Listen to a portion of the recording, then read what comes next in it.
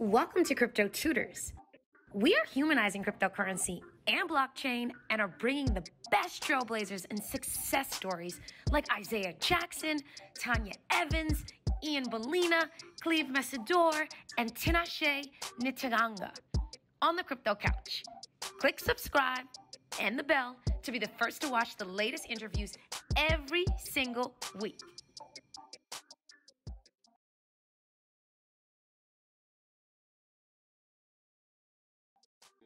This episode is sponsored by Cash App.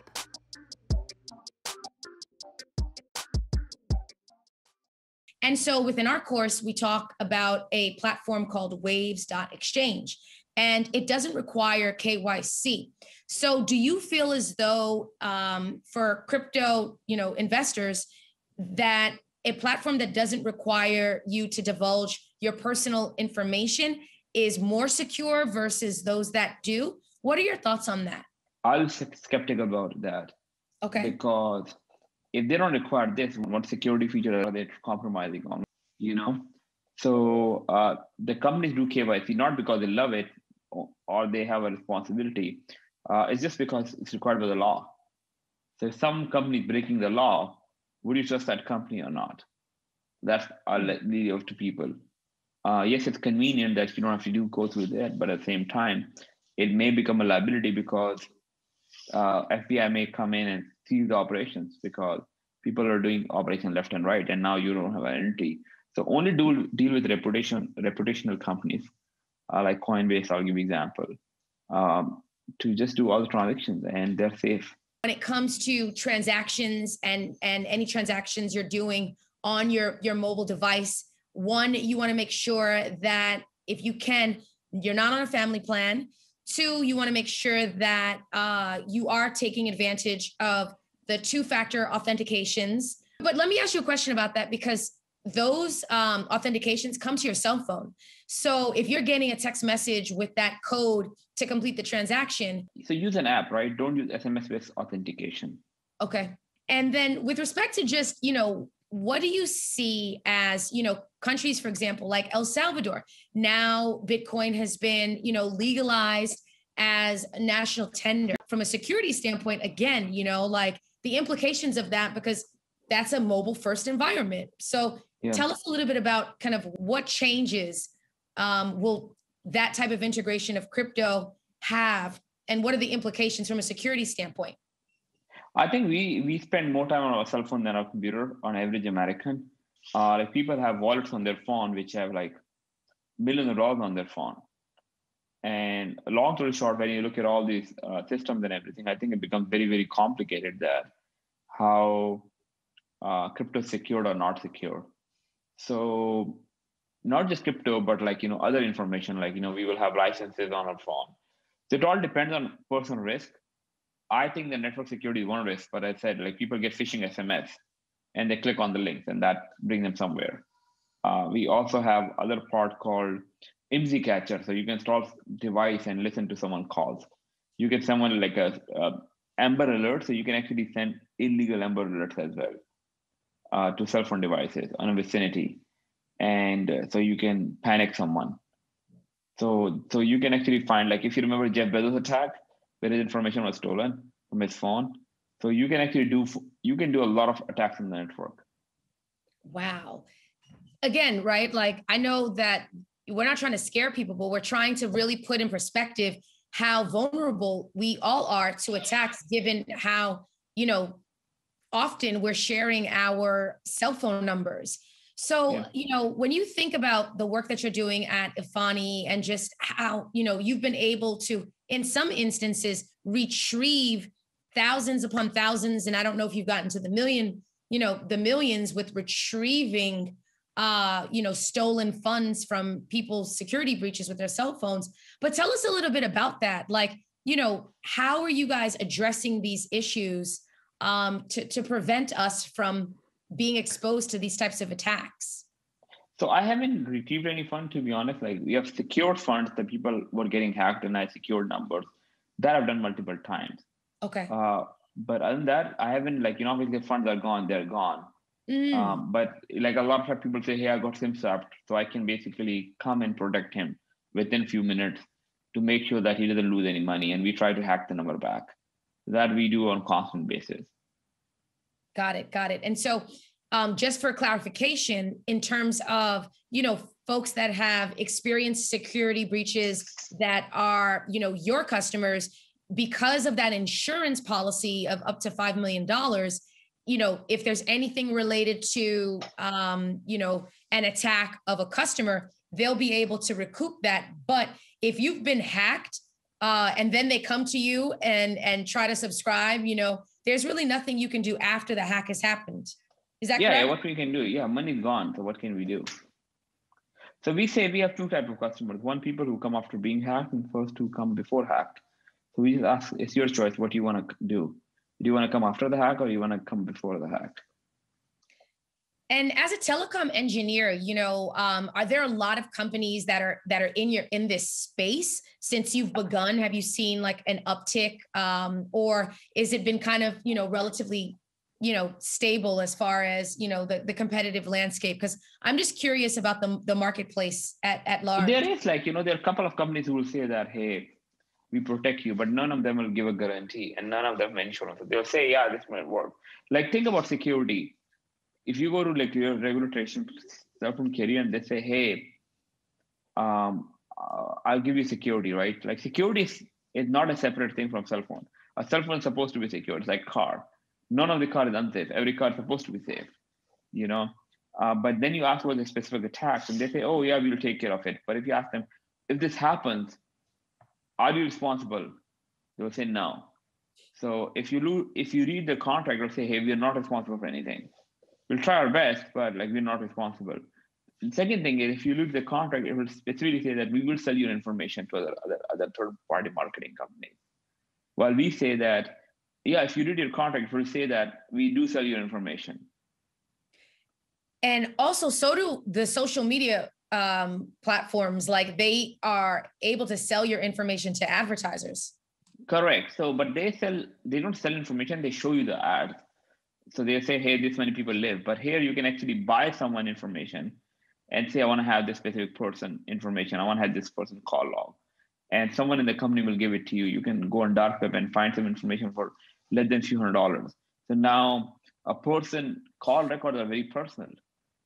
And so that's still get happened. Wait. I'm like so astonished. This is so important that folks are hearing what Haseeb is saying in relation to how vulnerable we really are, like, it's so easy when you think about it to access our information through our cell phones, something that we use on a regular basis, something that we freely give to, freely give away. We give to people that we're speaking to, we give to companies that require that information. So, what is the future of SIM? So what is it you call the telecom engineering? What is the future of telecom engineering? Are there any kind of innovative aspects of the technology that are helping to prevent these attacks?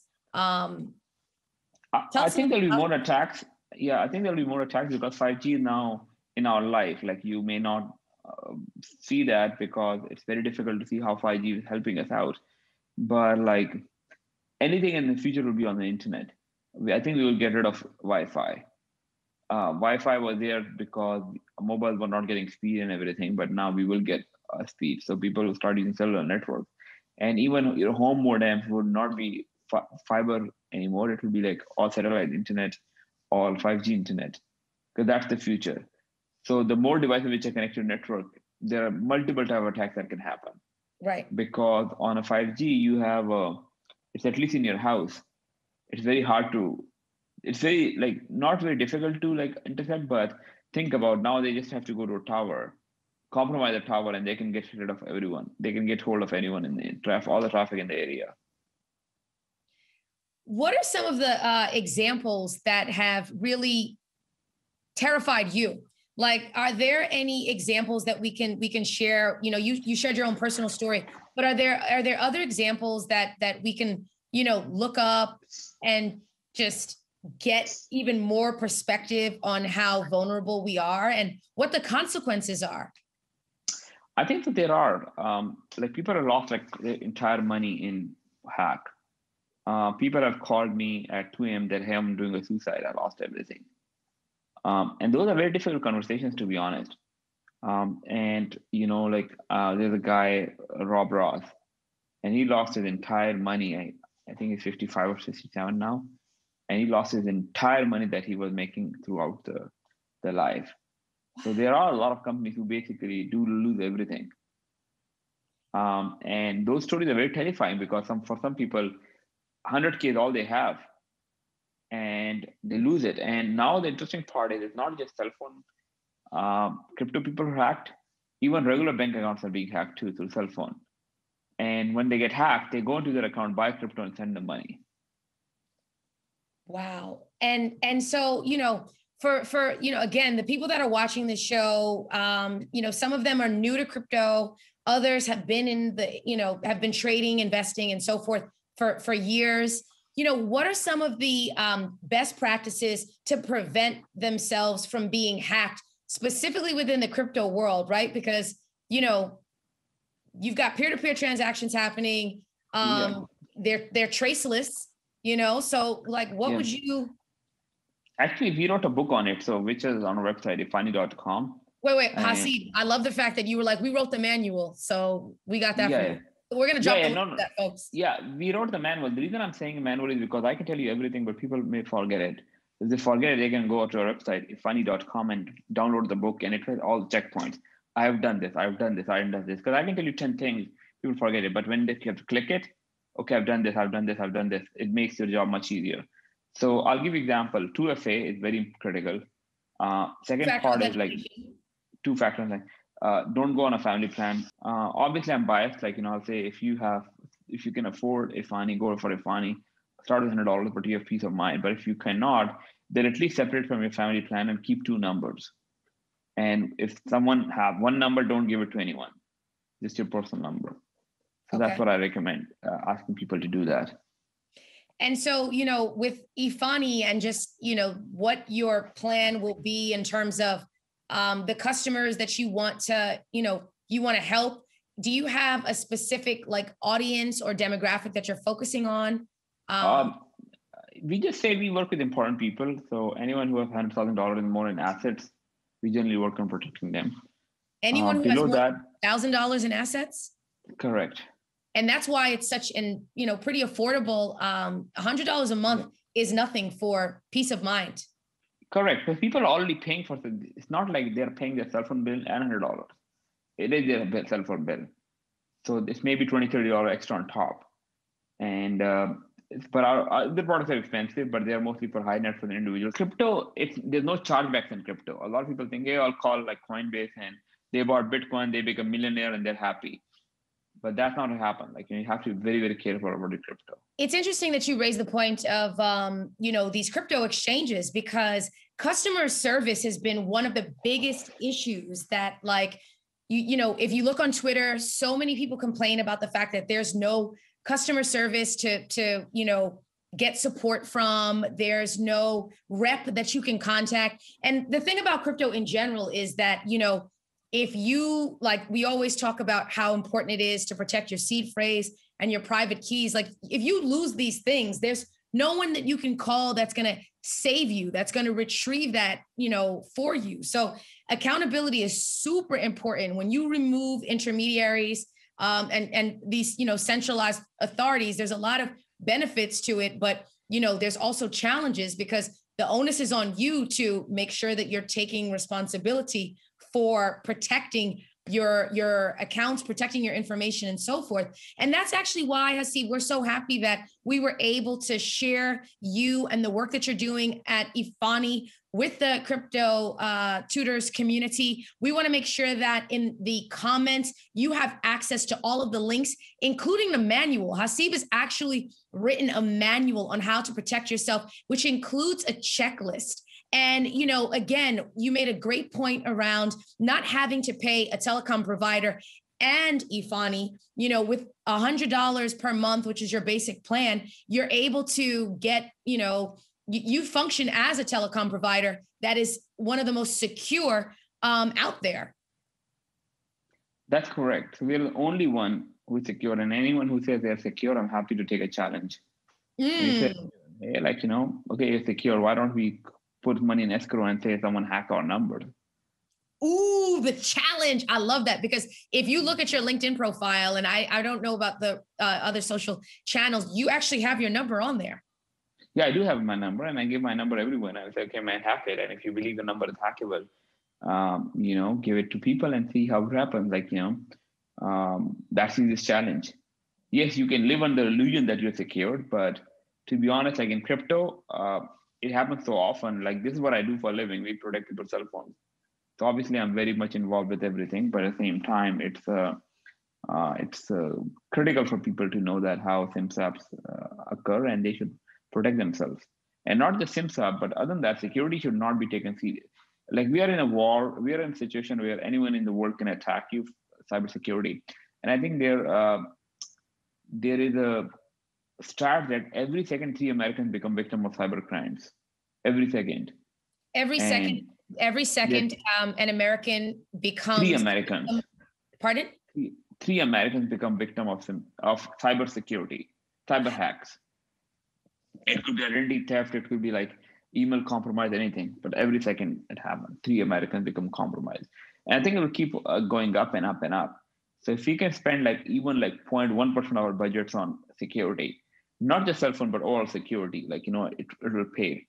You gave us a lot of practical advice and simple things that we can put into practice quite quickly. You spoke about not having or being on a family plan. If you really want to protect yourselves and your cell phone number, you can hop on $100 plan, which is pretty effective or pretty cost effective when you think about it. Peace of mind is priceless, and cybersecurity, network security, given the globalization, we are all global citizens.